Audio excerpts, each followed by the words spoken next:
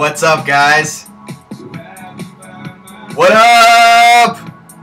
Oh my goodness gracious. Good morning out there. Get your tea out. Snowman cup. Have some fun. I just want to make this quick little video, let you guys know what's going on. We have over like, I don't know, 80 gigs of footage. We filmed with two GoPro H3 cams, all through China and Egypt. We have I filmed with my Nikon. Everything is insane. I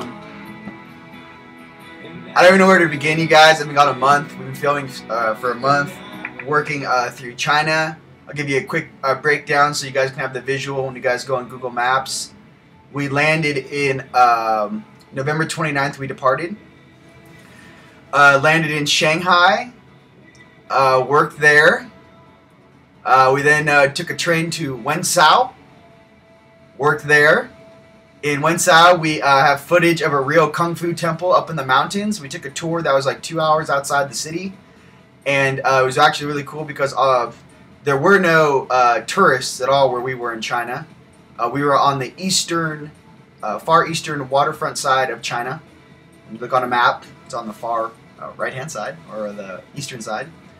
A lot of connecting the different ley lines and things that were jacked into Hawaii, being the hub before it then bounces back to the United States, where it was then anchored off all from Mount McKinley in Alaska, Mount Shasta, Sedona, Arizona, Flagstaff, then going on down to Manu Picchu, and then obviously Linka took care of Chile. That is her quadrant, South America. Everyone did an excellent job. From Wenzhou, we then took a train to Fuzhou. In Fuzhou, we went to the mineral springs and worked on the water over there in China. China is awesome, by the way, for you guys who haven't been there. It's a little different culture, and it's amazing. It's a good thing I'm vegetarian, you know, or vegetarian-ish. I still sometimes eat turkey. I don't know, fish, like fish, turkey. I work out, you know. I gotta get some sort of protein. What else? Then we took an 18-hour train ride to Shenzhen, which is about an hour from Hong Kong. And in Shenzhen, insane. I don't know if you guys have ever been through cities, but I was really blown away by some of these cities. Like, say, Shanghai, there's like 20, 25 million people that live there. And it was crazy, like, looking at your hotel and, like, seeing all these buildings. Everything's vertical there. And the big, you know, most buildings are like 25, 30 stories, say, in even in Wenzhou. It's really cool because each floor is something different in China. Like, you think you're in a hotel, and say your room's on the 12th floor. Well, you don't know that, like, the 6th floor, like, the 3rd floor is, like, the cheap buffet. Then the 6th floor is the more expensive restaurant. Then the, you know, 7th floor is the really, really expensive restaurant. And then the 8th floor is the dance club. But when you check into the hotel, they don't tell you any of this stuff. You know, you just go to your room and come back. We had a companion. I don't know if you guys ever fly into China, but if you do, you'll get your own little government agency tail. It's very exciting. Ours is very cool. He followed us. I got footage of it, us running through the Shaolin temples. And the little Chinese government dude, once he saw that we were light workers, and once he kind of understood and felt our energy, he was like, let me show you this place. It's really cool. It was, I don't know, but if you find in China, yes, you might have a little tail. If you guys don't know what a tail is, it means someone, when you land, who follows you, see what you're doing. Okay. What else? Got into Hong Kong. Worked on Hong Kong. The thing about Hong Kong is a lot of the subway systems and things that go under the ground. So every time I was with my, every time we were in transports going under, it was totally kind of going down because, you know, say it goes down, you know, 100 feet, you know, 250 feet, 300 feet, kind of going down in dimension. So when you're going through the tunnels, you're actually down underneath, which is kind of trippy. So guards up with that. We then flew to Cairo. Landed in Cairo, got the bird's eye view as I landed. Saw the energy from the top down, everything that was going on. And then all the way down into the red zone, this 3D reality. Then moved, flew straight to Luxor. because the goal was not to stay in Cairo at all. Went right to Luxor, went to the Valley of the Kings, went to Imhotep's deal, Akhenaten's deal, and then we drove straight to Hurghada. Went scuba diving, worked on the Red Sea and the ancient coral system that they have there in the Red Sea. It's amazing in Hurghada. Some of the best diving is in Hurghada in the Red Sea. We then got transported to Aswan, went to the temple of Abu Simbel, worked there, picked up some homies, right? Breath of fresh air. Moving on. Then flew back to Cairo, and then worked there from the 20th, 21st. Got in late at night on the 20th. Worked the 21st through the 24th, and flew home Christmas Eve. All right, that was the brief breakdown of where we went. The footage is amazing. I can't wait to show you guys. In all my time watching Kung Fu movies, I've never actually seen a real Kung Fu temple. I mean, they have the real Kung Fu temples, but this was a training ground, and we were with the Chinese, like, nationals, and there's no tourists. So it's really cool being with some Chinese people, from their country, experiencing that for the first time, too. That was really cool. Kuan Yin, definitely in full effect over there. Lots of awesomeness. Lots of awesomeness. Different spiritual barriers, different energy barriers, protection fields, consciousness bubbles, which when you enter and operate in, you actually breach. You then assimilate and then adjust, align, and then actually transport from that specific aspect to the next aspect, transferring consciousness from hence each consciousness bubble. Or say, here's a city. Here's your bubble of consciousness of all the beings inside that city that share that reflective reality together. They share that reality of what this place is. So what we were doing is taking consciousness from this place, transporting it to the next bubble of consciousness, and then around. So we hit the entire eastern side of the planet from China, went all the way down around, went to the Middle East, did all of Egypt, and then came back up. Really excited. Can't tell you how much support we had, especially in Cairo. You guys did an excellent job. We left markers. I'll get to this later. We have new energetic ways of connecting us to one another in a very real way. So we implemented that with all of our team members here in Sedona. We also held it down here. From what I understand, on some of the days of the shifting, some of the gates here were fluxing, and some of the lower frequencies were trying to enter the city walls. But my homies in Sedona held it down, always, duh. And that wasn't an issue. What I noticed was on the dates when I was there, and we were getting the downloads, this, the alignment, all the stuff that was happening, a lot of this shifting happened in the ether. And that's why some of it was felt by the sensitives here in the third dimension, on the third plane of existence here on planet Earth. But a lot of the shifting was happening upstairs. And like I said, down here in 3D, we're the last to know what's going on. They do that, for our own protection and to make sure that our timelines of awesomeness are engaged, regardless if you're a Time Lord or not, to make sure that all of the calculations are appropriate to exactly what we're doing as a whole. The collective consciousness on this planet has been upgraded.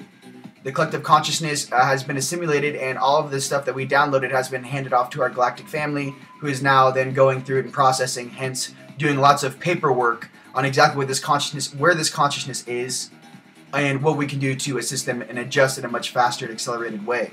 The key is when you're going from pocket of population to the next, to the next, to the next, to the next, we are taking samples of each of them. As I looked into each of these, our family members across the planet's eyes, as we were going from place to place, you really got a sense and a feeling of, what their reality consisted of. And that was very beneficial, especially with implementing our consciousness from Sedona in there. Every time we smiled, gave a handshake, you don't understand the language, it's fine. You're like, hey, what's up, bro? I'm Ryan, nice to meet you. It's reflected right back, your heart to heart. It doesn't matter if you can't speak the language, guys. This is universal. This is universal. Thank you very much is universal. Sometimes words are not necessary. Actually, words are very rarely necessary. As you guys know in your own development, the more on you get, the more turned on, the less you use your mouth to speak. It's right here. Right here. For all those women across the planet that carry that the green flame, the Mary flame, I should say, all the females across the planet should know that two of your main skill sets, right? There's thousands, right? But the ones that I really appreciate is a woman's ability to transmute negative energy. Transmuting is huge right now. Okay, some of you, when you step into your power, will also be responsible for holding your gate. I mean, you're holding the gate in which that consciousness is streaming through and being adjusted. So they're using you as an access point to access the lower dimensions. Hence, here's your cosmic stream coming in, all your higher selves. Here's you. You're the access point for all of this stuff from the lower dimensions that needs to be processed and cleaned up. And you hold that. Many of the females on Team Light know this. And, you know, my Stasha, Joanna, Agata, Sabina, it's thousands, you know, Susan, all my flavor out there. You guys know exactly what I'm talking about. But yeah, if you guys didn't know that, yes, a woman's power is, one of her main powers is the ability to transmute. Now, Mary Magdalene back in the day had an order, the Order of the Green Flame.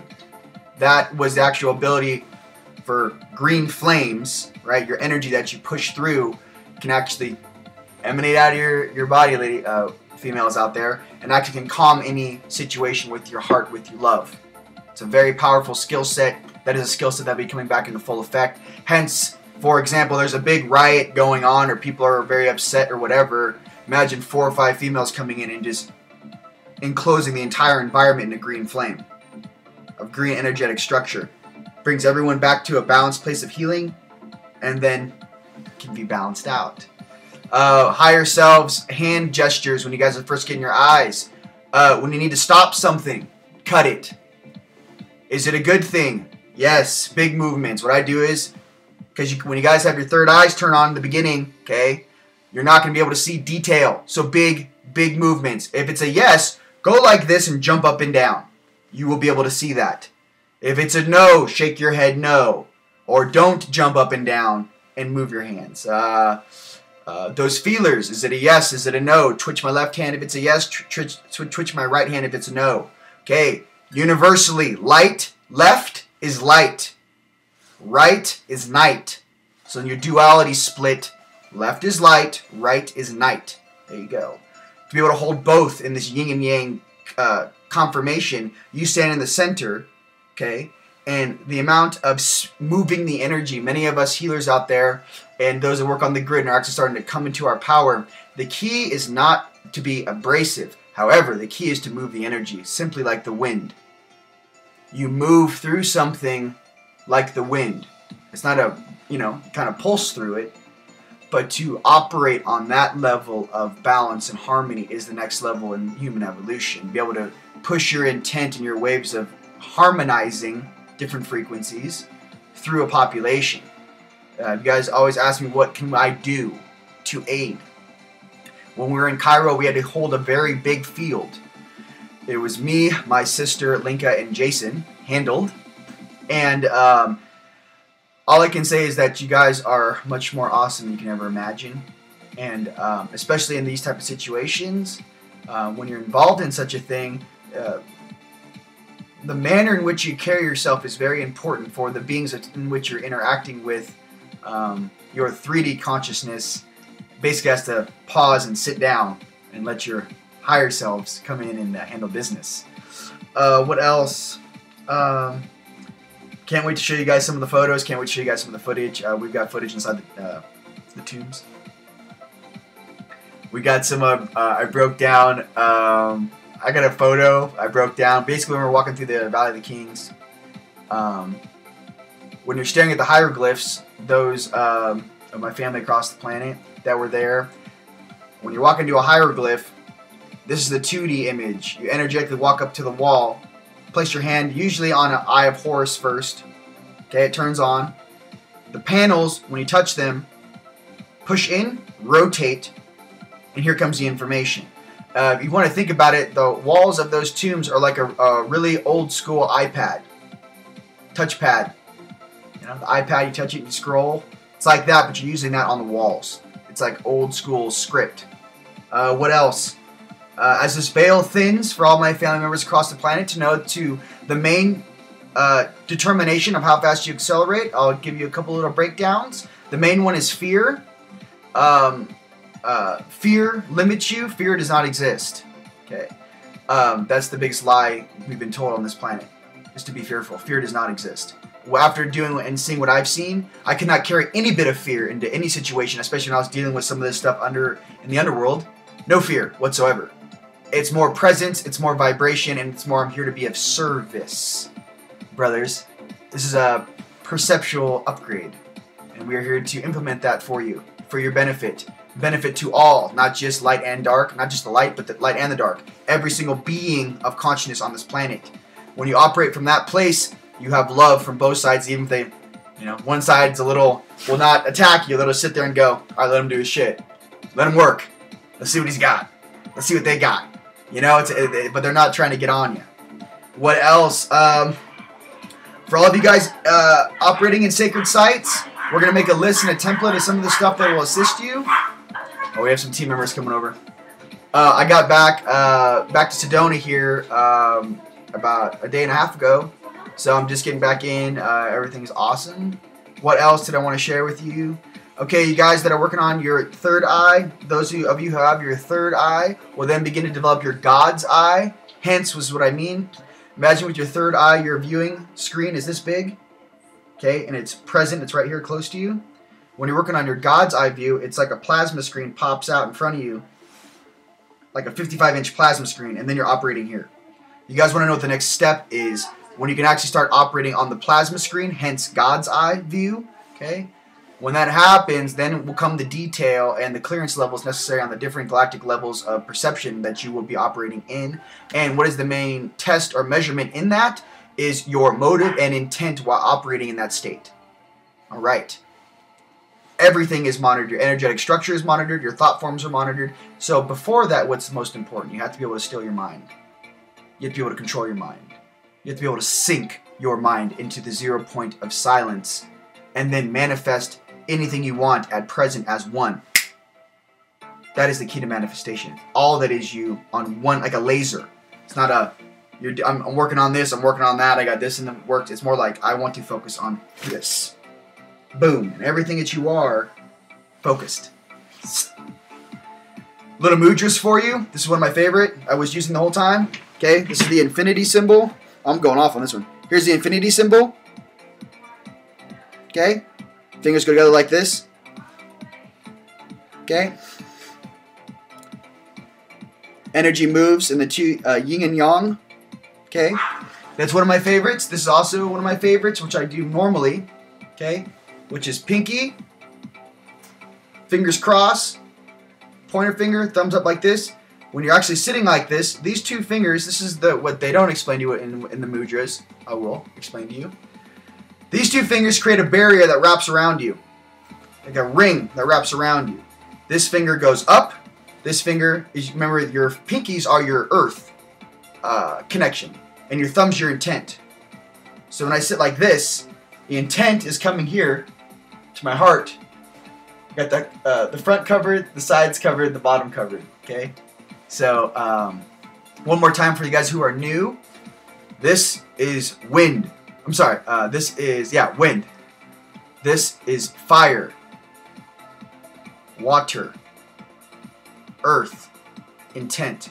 Again, wind, fire, water, earth, intent.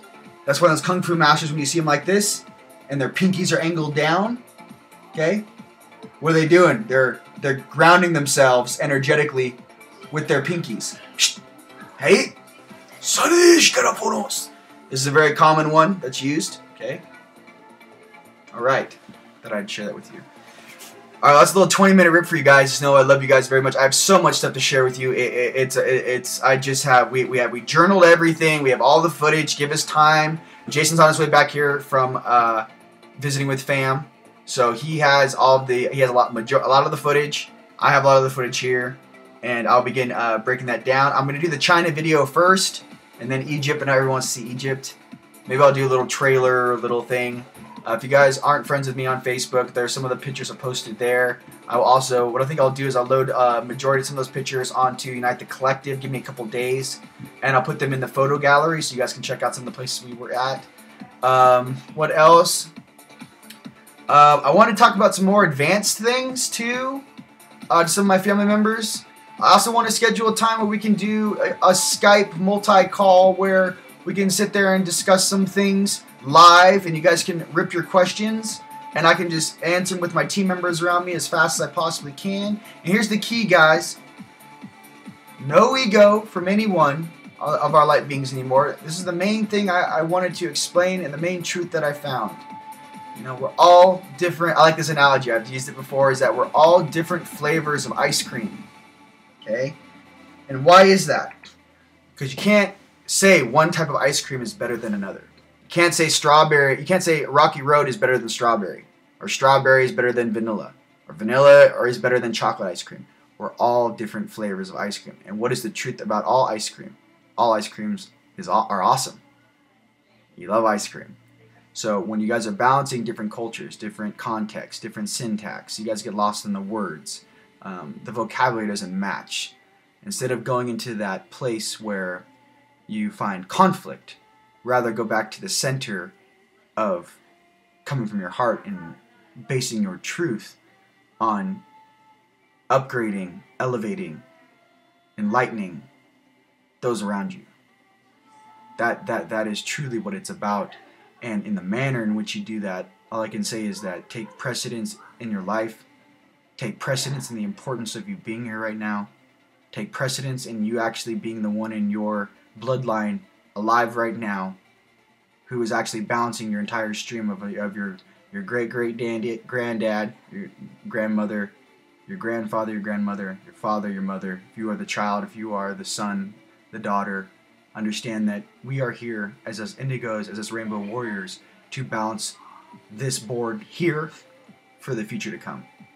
And I just want you to know that, and know that we love you. I love you very, very much. It's a pleasure to be here with all you guys working.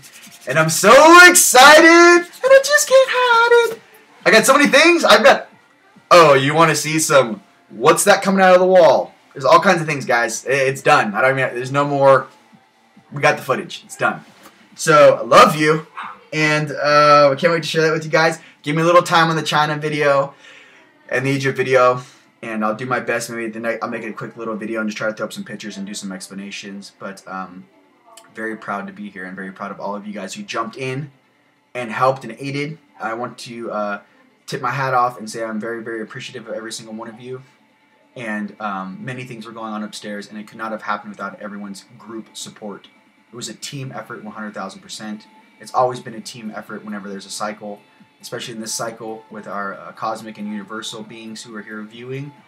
The testament to who we are and the light that we hold is a representation of how our family and how awesome we all truly are. So when we awaken this place, sometimes we forget that, you know, we're actually eternal consciousness existing in I call it my popsicle suit, viewing this reality, right, through these eyes, right? But as soon as you start viewing through this eye, right, coming from here, here, here, aligning all your chakras, operating on multiple bandwidths, when you guys get there, you actually see the wholeness of what this place truly is and what it truly can be. So with that, I love you guys very much. Namaste and La Catch. It's a pleasure to be home, and I'll see you all very soon. Peace!